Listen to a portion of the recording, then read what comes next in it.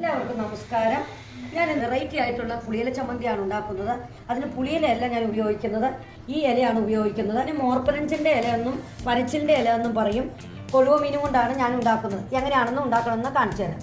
ഇതിൻ്റെ കൂടെ ഒരു 1/2 കപ്പ് തേങ്ങയും കാന്താരിമുളകും ഉപ്പും ചേർത്ത് നന്നായിട്ട് അരയ്ക്കണം. നന്നായിട്ട് ഞാൻ അരച്ചെടുത്തിട്ടുണ്ട്.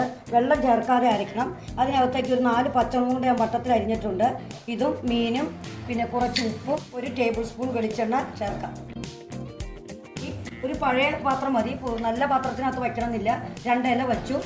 ആ ഇലയുടെ മുകളിലേക്ക് നമ്മൾ ഈ ഇത് വയ്ക്കണം. അതിൻ്റെ മുകളിൽ ഒരു വാഴയിലയും കൂടെ വെച്ച് നമ്മൾ ഇതുപോലെ മൂടി ഗ്യാസിൽ വെച്ച് ഈ 2 ഇല കരിയുന്നിടം വരെ വേവിക്കണം.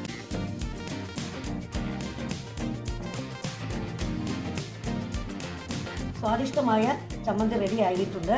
ഞാൻ പുളിയില കൊണ്ടും ഇതുപോലെ ഉണ്ടാക്കിയിട്ടുണ്ട്. അതിൻ്റെ ലിങ്ക് ഞാൻ ഡിസ്ക്രിപ്ഷൻ ബോക്സിലിടാം. നിങ്ങളും ഇത് ഉണ്ടാക്കി നോക്കണം.